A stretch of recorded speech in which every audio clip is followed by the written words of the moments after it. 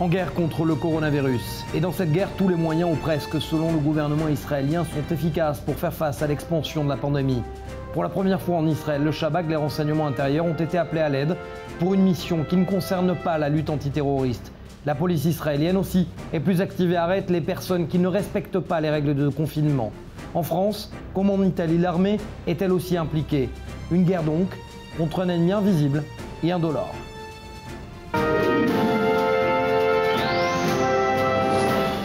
Et je le disais à l'instant, les officiers de police israéliens s'assurent que ceux placés en quarantaine respectent les directives. Reportage de Daniel Semar, on en parle juste après avec le porte-parole international de la police israélienne. En ces temps d'épidémie, la police israélienne est confrontée à une lourde tâche. Faire respecter les restrictions imposées par le ministère israélien de la Santé et le gouvernement afin de maîtriser le coronavirus et d'éviter qu'il ne se propage davantage dans le pays. Un effort commun effectué en coopération avec le ministère de la Santé. Le ministère israélien de la Santé prend la situation très au sérieux. Nous recevons constamment des mises à jour. Nous travaillons étroitement avec la police. Nous sommes informés lorsque des personnes qui devraient être en quarantaine ne respectent pas leur confinement. Alors nous allons les chercher chez elles, dans la rue ou à leur travail, pour être sûrs qu'elles soient à l'isolement. Avant d'intervenir sur le terrain, les policiers appellent une à une les personnes qui figurent sur les listes de mise en quarantaine. Lorsque l'une d'elles ne répond pas, les officiers se déplacent à son domicile, vérifier le respect de la quarantaine et des injonctions du ministère de la Santé israélien. Bonjour. Bonjour. Larissia ? Oui, dans ce cas, la personne était chez elle. La police israélienne a donc pu confirmer qu'elle respectait bien le protocole et a pu se rendre à l'adresse suivante de sa liste. Une personne qui ne reste pas à l'intérieur de sa zone de confinement peut infecter l'ensemble de l'immeuble et de son quartier. Il est nécessaire de s'isoler le plus possible. Lorsque le protocole n'est pas respecté, des mesures plus drastiques sont mises en place. Lorsque la police arrive sur un lieu, qu'une personne censée être en quarantaine ne respecte pas la quarantaine, l'unité va immédiatement tout mettre en œuvre pour le retrouver. Une fois trouvé, la personne est arrêtée pour avoir volontairement rompu la quarantaine. Nous avons déjà arrêté plusieurs personnes aujourd'hui et nous continuerons. Avec des dizaines de milliers d'Israéliens placés en isolement et la rapide progression du virus, la police israélienne a conscience que la tâche est immense. Et pour parler justement du danger du coronavirus et surtout de la manière dont les autorités policières gèrent la gestion du développement du coronavirus, j'ai le plaisir avec moi de recevoir Miki Rosenfeld. Vous êtes le porte-parole international de la police israélienne. On vous a entendu en début de semaine sur l'antenne d'I24 News, tous les jours d'ailleurs. Première question, que se passe-t-il ? On a entendu que vos directives avaient été étendues, que vous aviez plus de moyens de pression et surtout de moyens de contrôle sur les gens qui ne respectent pas les consignes. Dites-nous en plus, s'il vous plaît. Actuellement, la police nationale israélienne, en coopération avec le ministère de la Santé, déploie tous ses efforts pour limiter autant que possible l'épidémie. Sur le terrain, nous avons augmenté le nombre d'unités de policiers qui se livrent à des recherches dans plusieurs secteurs du pays, en particulier pour surveiller les individus qui doivent rester en quarantaine jusqu'à 14 jours et qui ne respecteraient pas cette période de confinement. Ce qui veut dire que nos unités travaillent main dans la main avec les inspecteurs et le ministère de la Santé et reçoivent les informations en ligne provenant de notre base de données. Ensemble, elles ont pour but de chercher et de trouver ces personnes.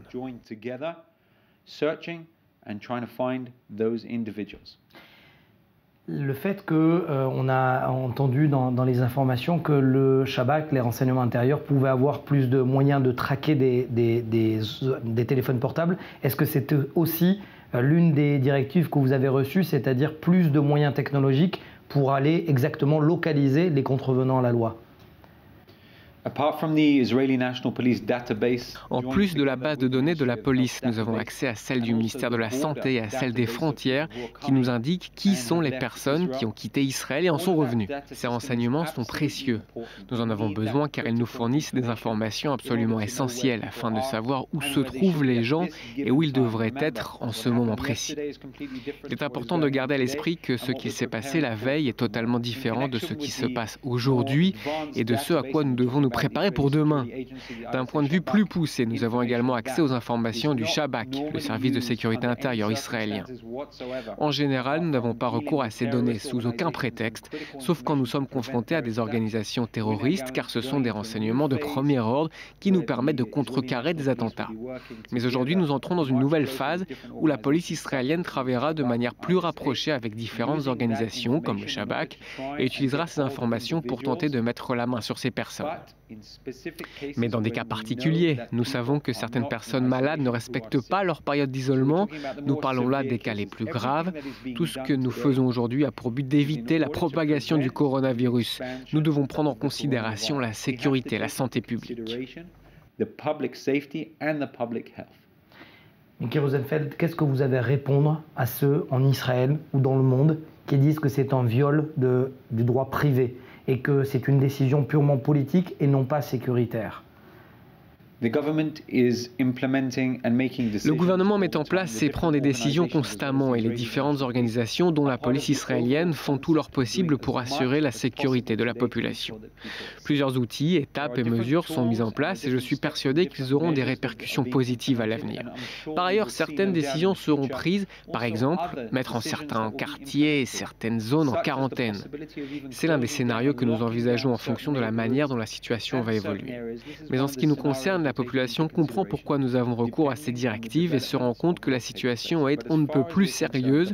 Nous ne voulons pas que les choses en Israël deviennent comme dans certains pays d'Europe où la situation est totalement incontrôlable, où on emmène les gens à l'hôpital alors qu'ils sont déjà en sur-régime et que ces patients ne peuvent pas être soignés. And hospitals are being flooded with medics, with people that are just not capable of being treated. Malheureusement, cela ne ferait qu'aggraver la situation de ces malades. Pour le moment, la situation est sous contrôle, mais nous prenons toutes les précautions possibles pour la prochaine phase qui arrive à grands pas.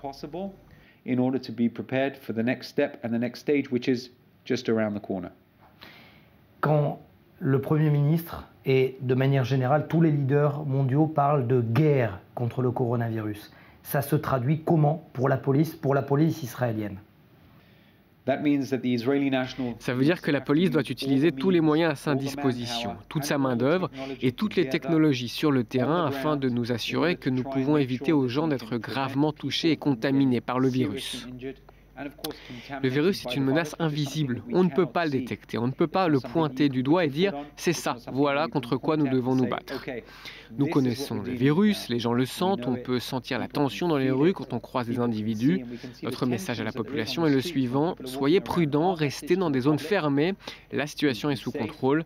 Chaque jour, nous voyons les chiffres augmenter légèrement, donc nous nous trouvons encore au niveau du pic de l'épidémie. Le gouvernement et la police contrôlent la situation et prennent les décisions qui s'imposent. L'activité se développe sur le terrain, nous déployons davantage de policiers. Il y a des unités spéciales dépêchées par le ministère de la Santé qui effectuent des recherches et s'assurent que les gens en quarantaine respectent les règles.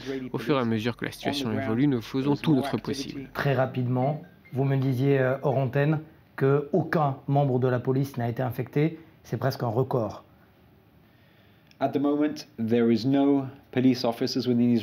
Pour le moment, aucun des 29 000 policiers israéliens n'a été contaminé par le coronavirus ou testé positif. Nous avons 478 officiers qui sont en quarantaine pour leur sécurité personnelle après être revenus de l'étranger ou qui ont été potentiellement en contact avec une personne malade.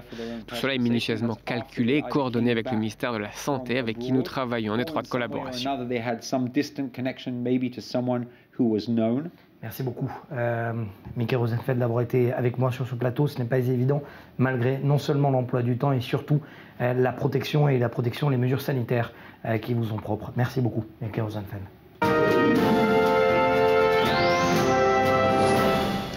Et je me tourne désormais vers Adi Karmi, qui est l'ancien cadre supérieur du Shabak, de renseignement intérieur israélien. Merci d'être avec nous. Bonsoir, Adi Karmi. Première question d'ailleurs. Le fait que le Shabak ait été appelé à l'aide par le gouvernement israélien, est-ce que d'abord ça vous surprend, ça vous choque?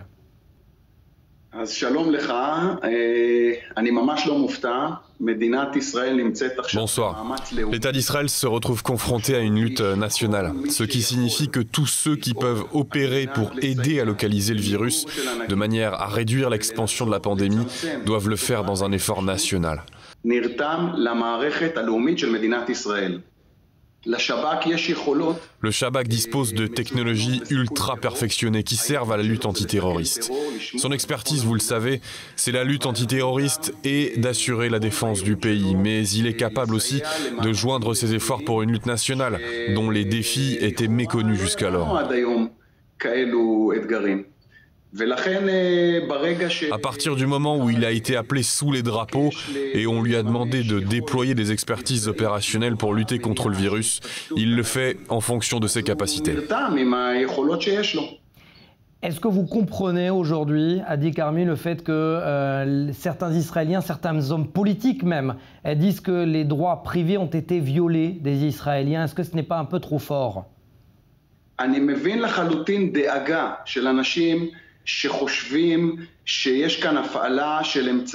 Je comprends tout à fait l'inquiétude des personnes qui pensent qu'il y a ici utilisation de technologies sensibles dans un État démocratique. Mais je veux rappeler que le Shabak est une organisation étatique très professionnelle qui opère selon la loi, qui dispose d'objectifs et de missions bien définis. Le règlement qui a été défini pour utiliser ces technologies sensibles sera contrôlé et vise à être utilisé par un petit nombre bien défini d'agents. Il n'y a aucune intention d'utiliser ces informations comme de simples civils qui sont en isolement ou qui n'ont pas respecté les règles de confinement.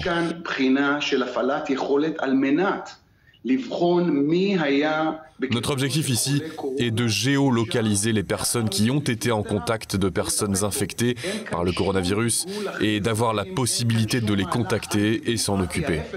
Il n'y a aucune intention d'espionner des civils. Il n'y a aucun processus antidémocratique. C'est l'inverse complètement. Il y a ici utilisation de systèmes pour le bien-être, la santé et la sécurité des civils.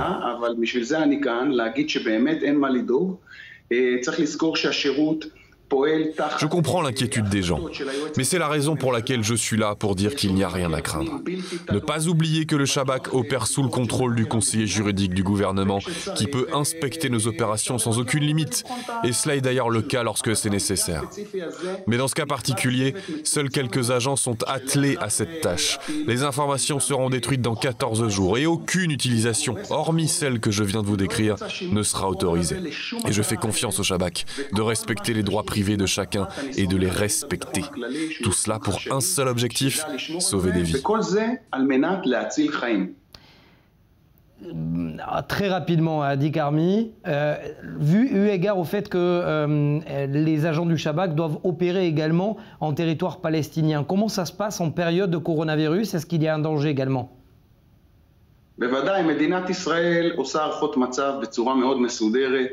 L'État d'Israël fait un état des lieux de ce qui se passe sur le terrain de manière régulière. Regarde ce qui se passe dans les pays voisins également. D'ailleurs, les postes frontaliers sont fermés actuellement. Je suis persuadé que nous allons opérer avec précaution et intelligence et utiliser tous les moyens mis à la disposition de l'État pour lutter contre le virus. Merci beaucoup, Adi Karmi, d'avoir été avec nous dans l'émission Défense. Ce qui est rare des personnes du Shabak, en tout cas de pouvoir répondre aux questions aussi sensibles. Merci d'avoir été avec nous. Merci et bonne chance à Israël, mais aussi au monde entier dans cette lutte contre le virus. Et avant de donner la parole à Océane, j'ai un coup de gueule cette semaine dans l'émission Défense. Vous regardez ces images, alors qu'on nous dit tous aux Israéliens et dans le monde de ne pas se rassembler. Eh bien regardez, ces images, elles ont été filmées hier. Ce sont des centaines de soldats qui sont rassemblés dans les cours d'officiers de ce qu'on appelle en hébreu la Ir HaBahadim, c'est-à-dire dans la ville véritablement, où il y a plusieurs bâtiments de cours d'officiers. On voit des centaines de soldats les uns sur les autres. Messieurs le porte-parole de l'armée israélienne, il faut mettre non seulement le holà et surtout sanctionner les contrevenants à la loi parce que nul n'est au-dessus de la loi. Océane Nicole, je vous donne la parole, pardonnez-moi. Vous avez tout à fait raison. Alors c'est une initiative donc de Tsahal et du Magen David Adom, les services de secours israéliens, puisque tout le monde met la main à la pâte. Et ici aussi, l'armée israélienne est donc mobilisée, plus particulièrement la défense passive qui est donc mise à contribution dans un premier temps pour aider tous les appels que reçoivent quotidiennement donc les services de secours. Ça représente des dizaines de milliers d'appels et ensuite ces réservistes pourront aussi être mobilisés pour d'autres missions. Dans le même temps, on sait qu'il y a environ 700 réservistes réservistes, presque tous également de la défense passive, qui ont été appelés pour aider cette fois l'armée israélienne dans ses efforts pour lutter contre l'épidémie du coronavirus, puisqu'on sait qu'il y a des centaines de soldats qui sont actuellement placés en quarantaine, en période d'isolement. Et à noter que Naftali Bennett, le ministre de la Défense, a aussi annoncé le déploiement de 2500 réservistes de Tsahal, appelés justement pour renforcer les rangs de la défense passive. L'armée appelée également en France et en Italie. Exactement, en France, l'armée de l'air a donc le ministère des Armées est donc mobilisé. Ils ont mis en place un dispositif qui s'appelle le dispositif Morphée. C'est un moyen qui est donc mis en place pour que les avions de l'armée de l'air soient mobilisés, notamment tout d'abord pour un rôle un petit peu logistique en déplaçant les malades des régions les plus affectées vers les régions qui sont, elles, les moins touchées. Et à noter qu'un hôpital de campagne des services de santé de l'armée est également mobilisé. Il se situe en Alsace et on va finir sur de jolies images où là aussi l'armée est mobilisée, mais cette fois pour soutenir les citoyens. Regardez, ça se passe en Italie et vous voyez que donc l'armée du pays a décidé d'envoyer un message de soutien symbolique à tous les citoyens italiens qui sont donc, on le sait, placés en quarantaine, en période d'isolement. Vous voyez donc plusieurs avions de chasse qui ont réalisé un petit show aérien en formant le drapeau italien avec des fumigènes colorés. C'est donc une jolie image où là aussi l'armée du pays aide un petit peu les citoyens. Merci, Océane Nicole, d'avoir été avec nous. Merci Mathias. En attendant, la vie politique continue. Et avec elle, ses problèmes aussi, notamment dans les quartiers palestiniens de Jérusalem. Regardez. Et tu te tournes à nouveau vers les avocats, tu leur donnes du travail, tu fais fonctionner leur entreprise encore et encore. On veut arrêter ça, je suis très en colère.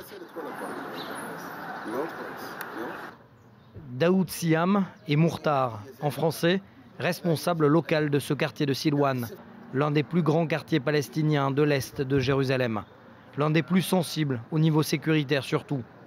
Et si Daoud est en colère, c'est parce qu'il est menacé de mort. Sur ce prospectus, on l'accuse d'avoir coopéré avec la mairie de Jérusalem pour régulariser sa maison construite illégalement. Même s'il ne sait pas qui se cache derrière ces menaces, il tient à leur répondre. Je leur réponds que je continuerai à coopérer avec la mairie de Jérusalem et avec toutes les instances du pays qui me dirigent, de telle manière à ce que je reçoive tous mes droits et ceux des autres aussi. Si demain l'autorité palestinienne gère la zone, je leur dirai bienvenue. Si ce sont les Indiens, je leur dirai la même chose. Mais en attendant, je ne fais que demander mes droits. Selon Daoud, ici la plupart des habitants payent leurs taxes foncières et exigent que les infrastructures très vétustes, parfois à la limite de l'insalubrité, soient régularisées. En attendant, il accuse. Pour lui, ce sont avant tout les avocats qui défendent le cas des habitants palestiniens qui sont responsables de cette situation. Les avocats n'exigent pas d'arrêter la procédure de destruction des maisons. S'ils le font, ils se privent eux-mêmes de leurs revenus. Les avocats veulent de l'argent et ils vont répondre « Ce sont les colons, ce sont les colons. Ça suffit, c'est eux les colons, pas les Israéliens. » Une femme qui pleure dont le fils revient de l'école et qui voit qu'on a détruit sa maison, qu'est-ce qu'elle dit? Elle n'accuse pas les colons, mais son avocat. Ils ne sont pas de Jérusalem et se sont servis du fait que les gens ne parlent pas hébreu. Je veux que les colons rentrent ici et qu'ils m'aident. Ce n'est pourtant pas l'avis de tous dans ce quartier. S'ils disent soutenir l'action de Daoud Siam, pour ce cher, c'est le Shabak, les renseignements intérieurs israéliens, qui a monté l'affaire de toutes pièces. Le Shabak est derrière tout ça, parce que les gens comme Daoud Siam, qui essayent de servir les intérêts des habitants, cherchent à faire avancer les choses. Mais dans le cas où Daoud est accusé d'être un traître, il va arrêter. Et l'occupant gagne moralement et financièrement. Ici, on respecte les règles, car la loi est la loi. Mais nous demandons à ceux qui nous imposent les lois de les respecter aussi. Je parle de la police, qui ne respecte pas la loi. Réponse justement des intéressés, la police est en contact permanent avec les leaders de ces quartiers palestiniens. La police travaille en proximité avec les habitants de Silwan, mais pas seulement, à Wadi Joz, Issawaya, pour réduire au maximum les tensions existantes dans ces lieux. Mais nous pensons que si nous continuons à patrouiller sur place, à être en contact avec leurs responsables et coordonner nos actions avec les habitants, cela pourra éviter de nombreux incidents. Daoud Siam a porté plainte contre ceux qui ont publié ces menaces de mort contre lui. Il fait d'ailleurs appel au maire de Jérusalem, Moshe Leon, pour régulariser au plus vite sa situation et celle de ses voisins. Et mon dernier invité de cette émission, Défense, Orenor Bitoun. On vous connaît pour être commandant d'équipe de l'unité des Hamas, des Mistar Aravim. Mais cette semaine, vous venez nous parler de quelque chose qui vous est cœur, personnel. Vous avez claqué la porte, tout simplement, du parti, votre parti, Telem, de Moshe Ya'alon, en gros de bleu-blanc, tout simplement parce que vous estimez que Moshe Ya'alon vous a trahi. Le mot est fort. Est-ce que vous pouvez expliquer pourquoi?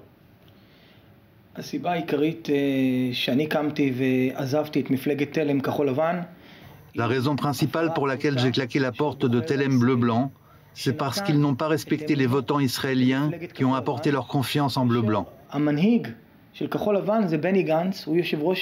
Son leader, Benny Gantz, a déclaré au peuple de manière publique et transparente qu'il ne siégerait pas avec la liste unifiée arabe, et particulièrement avec le parti Balad. Ce n'est pas que Benny Gantz qui l'a déclaré, mais aussi Moshe Ya'alon. C'est aussi Gabi Ashkenazi qui a déclaré qu'il ne coopérerait pas avec ceux qui soutiennent le terrorisme. Yair Lapid l'a également dit de manière transparente à la télévision. Comment nous pourrions désormais faire confiance en des leaders qui mentent, sans aucun scrupule, et qui vont vers le chemin d'un gouvernement minoritaire avec des gens qui soutiennent le terrorisme, inclus des députés Balad.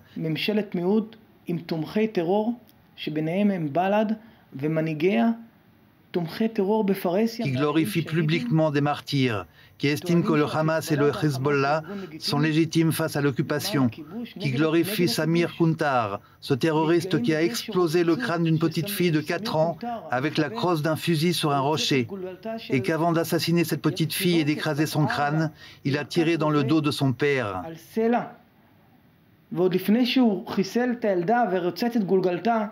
Et Iba Isbek dit que ce terroriste est un héros national?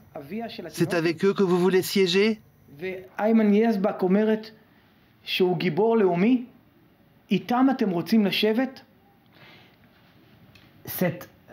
Le fait que Moshe Ya'alon et Benny Gantz se soient engagés, ça c'est de manière au niveau public. Est-ce qu'ils se sont engagés auprès de vous? Est-ce que vous avez reçu des messages clairs de la part notamment de Moshe Ya'alon, votre ancien commandant au moment où vous étiez un ministre arabe, qu'il ne s'engagerait pas avec la liste arabe unifiée?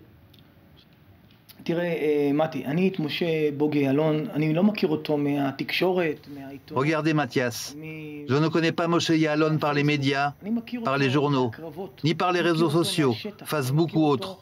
Je le connais depuis que nous étions ensemble dans des combats communs, dans des incidents communs. Lorsqu'il était commandant de la division centre et moi j'étais commandant de la section dans l'unité des Mistar Aravim.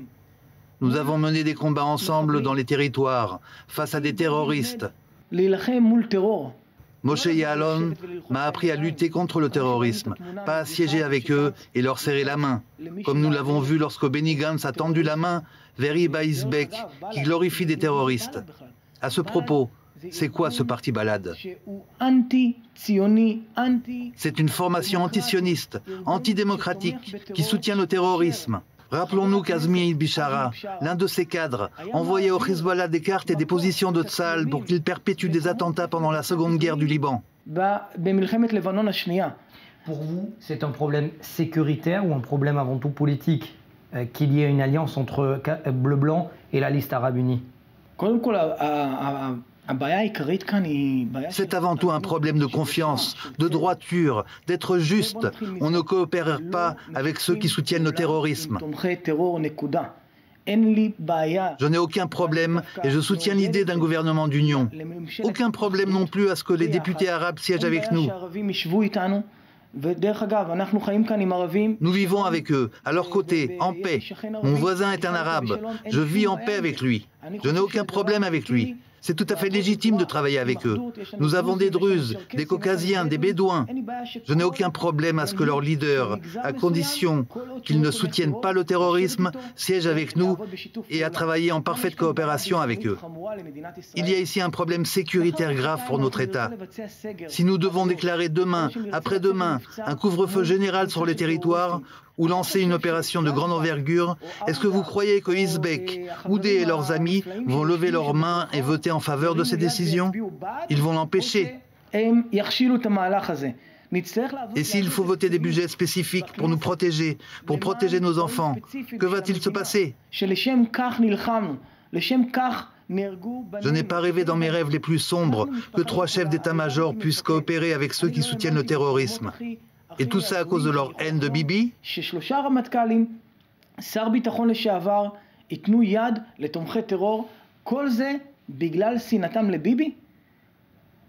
Moshe Ya'alon, préfères-tu siéger avec celui qui t'a nommé ministre de la Défense, penser à l'idée d'un gouvernement d'union, ou siéger avec ceux qui soutiennent le terrorisme et qui ont du sang sur les mains? Que préfères-tu? Oren Orbitoun, très rapidement, s'il vous plaît, en 15-20 secondes. Karine El Harrar, de votre ancien parti, a déclaré que les familles endeuillées, dont vous faites partie, votre cousin était Emmanuel Moreno, de la Sayeret Matkal, tombé pendant la Seconde Guerre du Liban. Est-ce que vous avez reçu de l'argent pour soutenir le Likoud, oui ou non? C'est une déclaration scandaleuse qui n'aurait pas dû être dite. Elle doit avoir honte de ce qu'elle a dit. Elle doit tout simplement demander pardon aux familles endeuillées. Nous sommes des personnes qui aimons le pays, qui aimons l'état d'esprit de l'État. Nous sommes en faveur d'une union nationale, sioniste, afin que nous puissions vivre en paix et en amour les uns avec les autres. C'est ce que nous voulons. Qu'elles ne viennent pas faire la morale aux familles endeuillées qui ont perdu l'un des leurs, d'estimer qu'il s'agisse de mercenaires ou pas. Nous disons ce que nous avons sur le cœur. Nous parlons avec nos sentiments les plus forts. Merci beaucoup, Oren Orbitoun. On vous retrouve la semaine prochaine pour un numéro exceptionnel de défense consacré malheureusement à la commémoration de l'attentat du Parc Hôtel. Vous serez en compagnie d'ailleurs d'un agent du Shabak de manière exceptionnelle. Merci Oren Orbitoun d'avoir été avec nous. Merci également donc à toute mon équipe qui a préparé cette semaine dans des conditions particulières à cause justement du coronavirus et dans des conditions sanitaires particulièrement difficiles. Je remercie donc Tara, Lise et toute l'équipe du contrôle d'avoir accepté bien évidemment d'être là pour vous informer. Bonne semaine à tous.